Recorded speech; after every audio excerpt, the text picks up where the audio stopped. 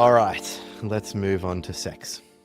We've spoken about flirting, dating, sex now, and we're going to speak about some common misconceptions that we hear about sex from young people. So I'll give us a misconception, and then a bit like a Year 12 English essay, I'll just say the word discuss, and then let's go. I'm having PTSD. I'm in my element. Locked in.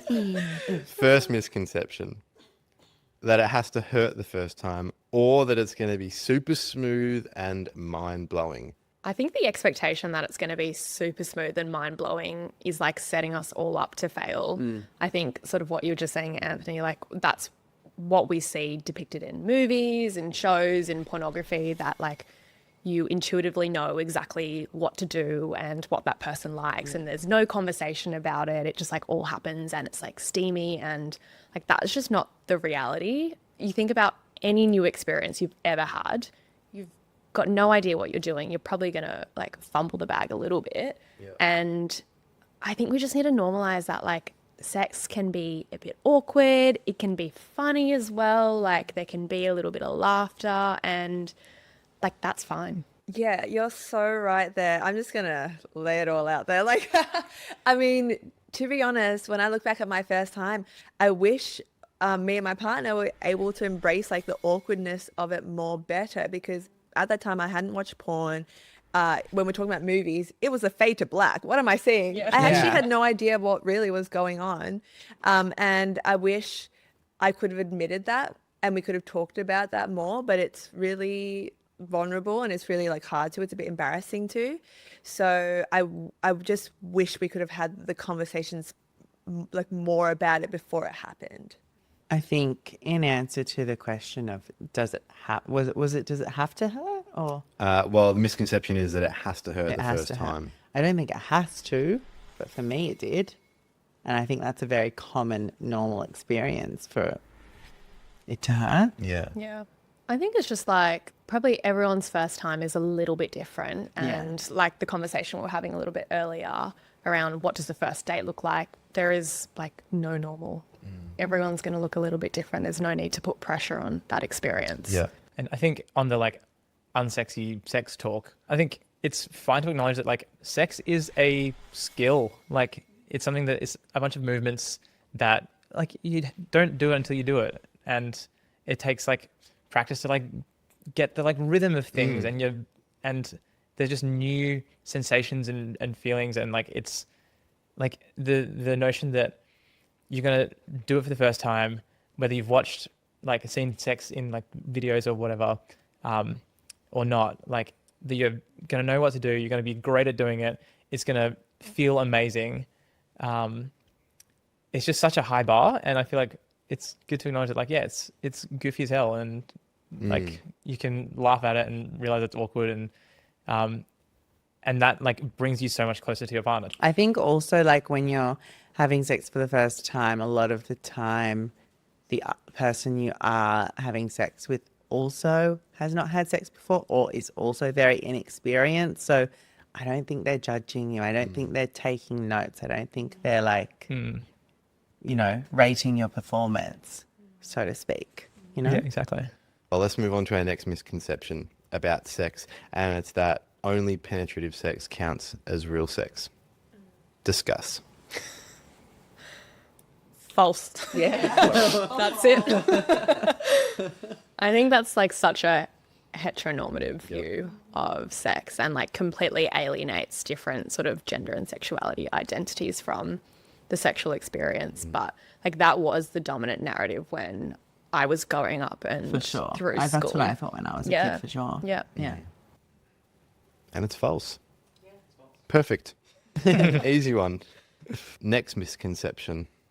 Orgasm is the goal of sex. How do we feel about that as a statement? Well, I feel for me, that is not the case, because sometimes I just can't get there sometimes, but I still feel satisfied. But it's like, it's not always the goal for me. Like sometimes I'm actually too tired.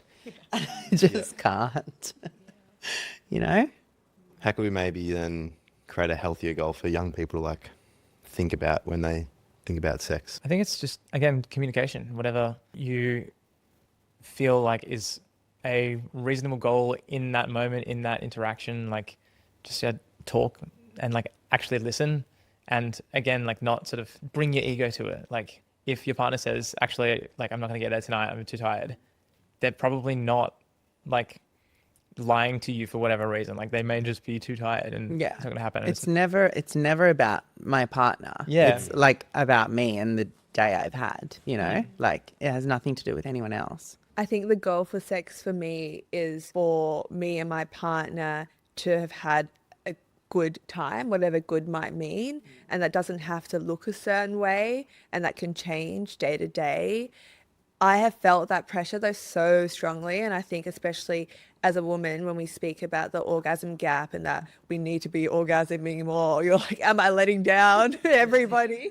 Yeah, but it's like I think what's really helped is expanding the definition of sex and intimacy as well, and feeling satisfied with where you are at and what you want, and no, it doesn't have to look a certain way, because yeah, I used to feel a bit of shame around that too, but now I can own what sex looks like to me and what makes me feel good. And that's where I am now. I think also what you were saying with the orgasm gap, I think a lot of men see that and they're like, no, I need to get you there. And they sometimes will not take no for an answer. And you're like, no, I just can't. Like, and they're like, no, I want you to. And I'm like, no, I can't. Well, that leads into sort of another point that do you think this misconception of orgasm being the goal of sex results in people continuing to have sex when they no longer want to? Because, you know, you've got to quote unquote finish. Yeah. How do you finish having sex unless you've finished? Personally, for me, yes, that has been the case. can definitely reflect on taking that journey from like, I would be really uncomfortable if I like had an orgasm and my partner hadn't, and so I would be sort of want to insist and then sort of I don't know how to phrase this well. Like you care about their enjoyment Yes. as well, and you Yes. don't want it to be one-sided. Yeah. I've now come at the other end where it's like, yeah, just listening. Like if it's not going to happen, it's not going to happen, and that's totally fine. And like, I think also when there's pressure, yes, when someone else really wants me to get there, then I'm like, okay, well now I can't. it's never Because going to there's work. too much pressure. Yeah. Yeah. Because now I feel like I'm performing for someone and Yeah. doing like a show or something, Yeah. you know? Like, I think what I love about this conversation, though, is that we're talking about female pleasure and enjoyment in the act of sex. Because I think for the longest time, and like particularly when I think about sort of the narratives when I was growing up, it was all about male orgasms and like male pleasure as being sort of the finish line. Like there was, if the man finished and like the other party didn't, doesn't matter, it's done. So like, yeah, I'm really liking this conversation because Yeah. we're talking about everyone's sort of enjoyment in the act of sex. yeah. Absolutely. And the offer's always appreciated. The Oh, offer's always always. appreciated. Yeah, but ask. whatever the answer is needs to be respected. I Yeah, think. absolutely. Yeah.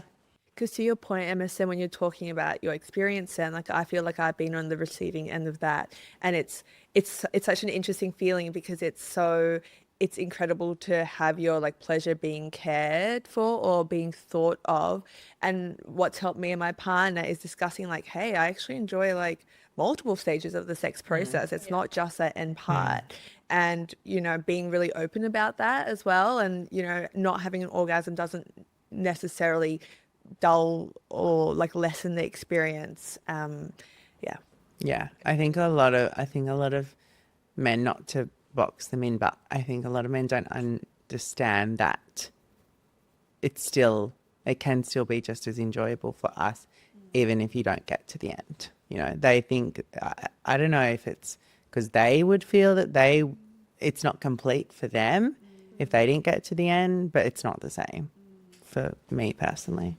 I think because speaking to your point, Angie, about like the media we grow up with, and we see that sort of stereotype of, yeah, like the man will like have an orgasm and then immediately fall asleep or whatever. Like there's such a stereotype, and it's such the butt of like so many jokes. Yeah. So I feel like almost we've like overcorrected to a certain point where, and I think I'll speak to sort of my mindset at the time, where I was so like adamant that I was not going to be that. Yes. That I was still just in my own head and not like in the interaction and like listening and having a conversation.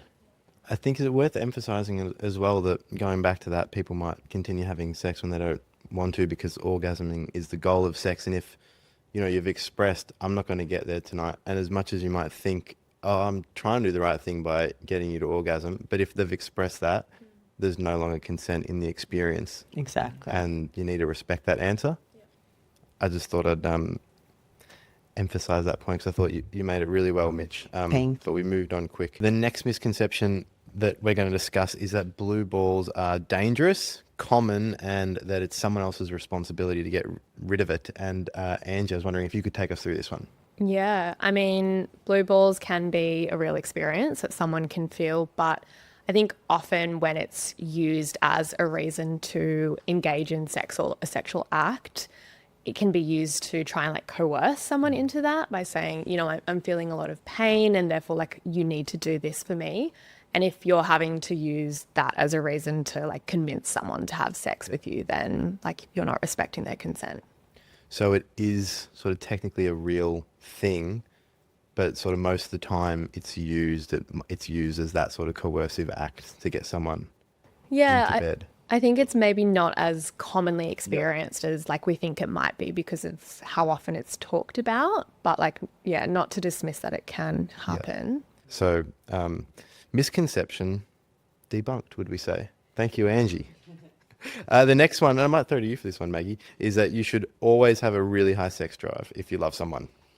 Yes. Oh my goodness. Sex drive and libido has been a really interesting one to navigate recently. I've been reading this book called Come As You Are, and that's by Emily Nagoski. And she kind of like debunks what I thought about sex drive, because I used to think that, oh, like you only can have a high sex drive or you can have a low one. But what she kind of frames up instead is brakes and accelerators. And she talks about people having really sensitive or not sensitive brakes, which means like, you know, you might like get pulled out like of a sexual moment really quickly or not that quickly, and vice versa. Accelerators, like you can get turned on really quickly or it might be a bit slower. And I was like, oh my goodness, this messaging and like wording around it resonates so much more for me. It's not always as simple as, oh, you're just horny more, you're horny less, but there are different factors that go into that. So for me, especially someone who's been in a long-term relationship now for almost a decade, that's really helped me reframe what sex should look like, and that it's not always going to be like the same amount and you're always going to be matching up with a partner, but it's something that can ebb and flow for various reasons. And it doesn't mean that you love someone less or you like want them less, but we should respect that these change throughout seasons and for different reasons. You might have had a bad day or else otherwise. Yeah, great. That's such a great answer. And so now we'll move to the next misconception, which I think is actually going to touch on your silly question, quote unquote, Mitch. Not that it's silly at all, but the misconception is that if you have a drop of alcohol, you can't consent to sex. Who feels best placed to take this one? I can. I mean, there are laws at a state and territory level, so at a jurisdiction level, that deal with consent and intoxication, and it does vary state on state. But I think generally if you are intoxicated, whether it's through alcohol or other drugs, then you can't give consent. And I think there's a bit of greyness around that, right? Like you can have the legal definition, but how do you know that in practice? It's not always so easy to determine whether like you're intoxicated or the other person or persons are intoxicated. But I think that goes back to what we've been talking about, like check-in. How are you yourself feeling in that moment? How are the other people feeling in that moment? Like, can you hold a conversation? Is there slurring? Because if you sort of any of those signs are present, then it's probably safer to assume that they're intoxicated and therefore can't give consent. We also conveniently have a whole podcast episode on alcohol and capacity to consent, so you can have a listen to that one if you'd like a more in-depth chat about that. But it was a great answer. Thank you, Angie.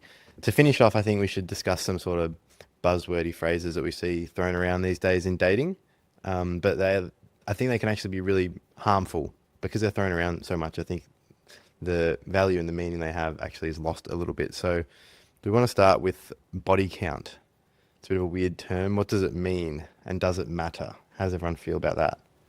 I believe it's defined as the like number of people that you've slept with, basically. And I'm not sure if the definition includes like it's just talking about sort of full penetrative sex, or if it's open to sort of all different forms of sex. I think the way that I grew up knowing it, it was like full penetrative sex. And it's like it's not a big deal really. Like again, it comes down to your own thoughts and feelings. I think it's one of those things that you sort of hear this scary term body count, which is obviously like a reference to, kill counts in, military sort of environments, which is gross in itself. Right. And we sort of are told to care about it, but I think it's important to sort of check in and be like, actually, how do I feel about this? Do I care about it? Like possibly not, probably not. I know that a lot of the, it's the definition of a double standard. I feel like we see high body counts as, in sort of school environments or sort of friend groups, a high body count for men is a desirable and like sort of macho trait, but a high body count for a woman is not. And I feel like it should not be in anyone's mouth. Yeah, I think the way that it's interpreted is very much defined by your gender. I completely agree with Emerson's take. And I think for women, it's seen as a bad thing if you have a higher body count. And for me, that really speaks to, I think, a belief that's sort of held or has been held in society that sex for women only plays sort of a reproductive function, as opposed to it's not meant to be for pleasure. And that sort of ties into the conversation we were having before around there never used to be conversations around sort of like females orgasming. Whereas for men, it has been tied to men's pleasure. And I think that's why we sort of see the disparity between body count between genders.